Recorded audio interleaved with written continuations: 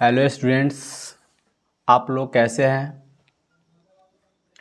तो आप लोगों को बता दें कि इससे पहले हम सब्जेक्टिव क्वेश्चन 5 तक करा चुके हुए, जो इतिहास से जो वीवीआई क्वेश्चन है उससे आगे फिर आज अपने यूट्यूब के माध्यम से, अपने चैनल के माध्यम से क्वेश्चन नंबर 6।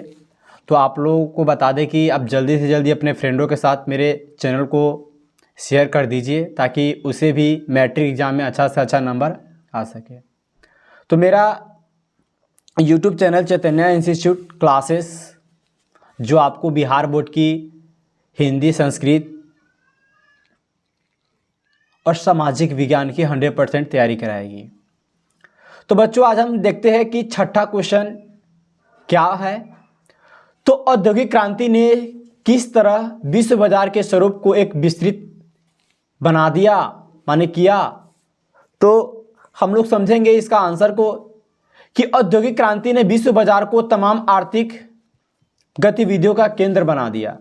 ताकि विश्व बाजार का मतलब होता है कि जो भी दूसरे देश में कोई वस्तु का उत्पादन होता है तो उसकी बेचने के लिए कोई ना कोई एक मुख्य केंद्र होना चाहिए, ताकि वहां से उसकी हर एक वस्तु का जो आना जाना दूसरे देश में लगा हो। तो इसी के साथ जैसे जैसे औद्योगिक क्रांति का विकास होते चला गया, बाजार का भी स्वरूप क्या होते चला गया, विश्वव्यापी होता चला गया। ताकि आज हमारे देश में हर एक वस्तु उपलब्ध नहीं है, हम हर एक देश दूसरे देश पे क्या है, निर्भर होते हैं। और 20वीं शताब्दी से पहले तक तो इसने सभी महादेशों में अपनी उपस्थिति कायम कर ली थी और 18वीं शताब्दी के मध्य भाग से इटली में बड़े बड़े कारखानाओं में वस्तुओं का उत्पादन होने लगा। ये सब औद्योगिक क्रांति का देन है। ताकि औद्योगिकरण आने से क्या हो कि बड़ा बड़ा मशीन लग गया। जब मशीन लग जाएगा तो स्वाभाविक है कि उत्पादन ज़्यादा होगा और उत्पादन के बढ़ते आकार के हिसाब से कच्चे माल की भी आवश्यकता हुई। जब वस्तु का उत्पादन होगा तो उसमें कच्चा माल तो लगेगा ही। जैसे एक ईंट बनाने में क्या होता है कि मिट्टी की आवश्यकता पड़ता है, उसमें बहुत सारे प्रक्रिया करने पड़ते हैं। तब इंग्लैंड ने उत्तरी अमेरिका, एशिया, भारत और अफ्रीका की ओर ध्यान दिया, ताकि सोचा कि भाई चलो इस तरफ चलते हैं, क्या होगा कि वहाँ से कच्चा माल ज़्यादा मिलेगा और वहाँ से वो पर्याप्त मात्रा में कच्चा माल और बना बनाया एक बाजार भी मिल जाएगा। और मैनचेस्टर, लिवरपूल, लंदन इत्यादि बड़े बड़े नगरों का उदय इसी का परिणाम था। और विश्व बाजार के इस स्वरूप का आधार कपड़ा उद्योग था। नेक्स्ट क्वेश्चन है बच्चों, 1929 के आर्थिक संकट के कारण एवं परिणामों को स्पष्ट करें। तो बच्चों, आपको बता दें कि यह क्वेश्चन आपसे 5 नंबर में पूछेगा। जब भी पूछेगा तो ये 5 नंबर में ही आपसे क्वेश्चन पूछेगा। तो 1929 के आर्थिक संकट का प्रमुख कारण था कृषि और उद्योग में अति उत्पादकता। उत्पादन बढ़ गया लेकिन उसके खरीदारों की आर्थिक शक्ति इतनी क्षीण हो गई कि उनमें खरीद सकने की शक्ति नहीं थी। अब मान के चलिए बच्चों कि अगर कोई वस्तु उत्पादन हो जाए, अगर मेरे पास पैसा ना हो खरीदने के, तो कोई वस्तु कितना भी सस्ता क्यों ना हो जाए, हम उस वस्तु को नहीं खरीद सकते हैं। जब मेरे पास पैसा होगा तो वस्तु का दाम जितना हो हम उसे खरीद सकते हैं। लेकिन कारण यह था कि ग्राहकों की आय का स्रोत समाप्त हो गया था, ताकि उसके पास इनकम था ही नहीं, पैसा था ही नहीं, तो वो खरीदारी क्या करेगा। लाखों लाख लोगों ने नौकरी से उसे क्या हुआ, निकाल दिया गया और कई कारखाने बंद हो गई।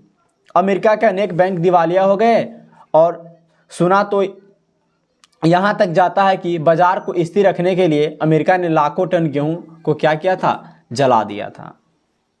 उसने ऐसा इसलिए किया था कि हर दर नीचे नहीं गिर पाए और जिनके पास पैसा था वह या जो खुद खरीद सकने की स्थिति में थे, वे बिना जरूरत के भी सामान खरीदकर उपभोग करने लगे। धीरे धीरे उनका भी जेब खाली होता गया। और प्रसिद्ध अर्थशास्त्री कार्ल लीफ ने अपनी पुस्तक दी कॉमर्स नेशन में लिखा है कि विश्व के सभी भागों में कृषि उत्पादन एवं खदानों में मूल्य की विकृति 1929-33 के आर्थिक संकट का मुख्य कारण था और आर्थिक संकट का परिणाम लगभग पूरे विश्व को भुगतना पड़ा। लेकिन सबसे अधिक कुप्रभावित होने वाला था होने वाला था अमेरिका। और अमेरिका में ताकि वो सबसे विकसितशील देश भी है, और मंदी के कारण क्या हुआ कि अमेरिका को बैंकों ने जो भी कर्ज दूसरे देश को दिया था उन्होंने क्या किया, वापस लेना शुरू कर दिया और कर्ज देना बंद कर दिया। वसूली में भी क्या कर दी, तेजी कर दी, और कुछ कराए भी हुए, और किसानों के उपज बिकते ही नहीं थे, और जिससे वे कंगाल हो गए, और बैंकों के ऋण नहीं मिलने से व्यापार क्या हो गया, चौपट हो गया।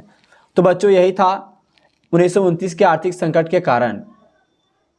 उसके बाद नेक्स्ट क्वेश्चन है मेजनी कौन था? तो मेजनी साहित्यकार, गणतांत्रिक विचारों का समर्थक और योग्य सेनापति था, जिसने इटली के एकीकरण में महत्वपूर्ण योगदान दिया था, और उसने आदर्श गुण अधिक है और व्यवहारिक गुण कम थे। और मेजनी इटली में राष्ट्रवादियों के गुप्त दल कार्बोनारी का वो सदस्य भी थे। और 1845 में मेटरनी की पराजय के बाद मेजनी ने पुनः इटली आकर इटली के एकीकरण करने का प्रयास जारी रखा, किंतु इस बार भी वह असफल रहा और उसे फिर पलायन कर दूसरे जगह जाना पड़ा।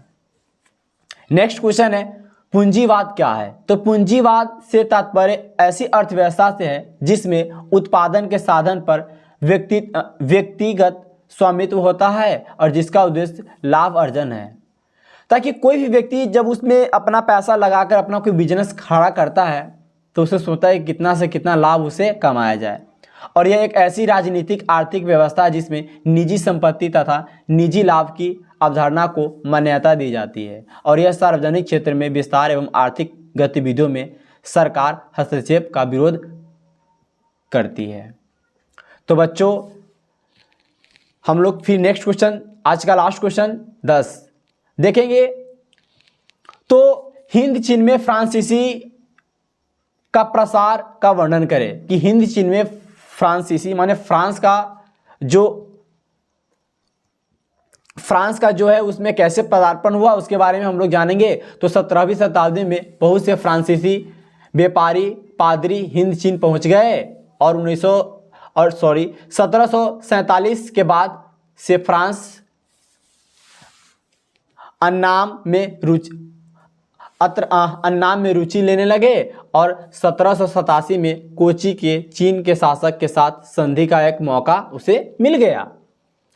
और 19वीं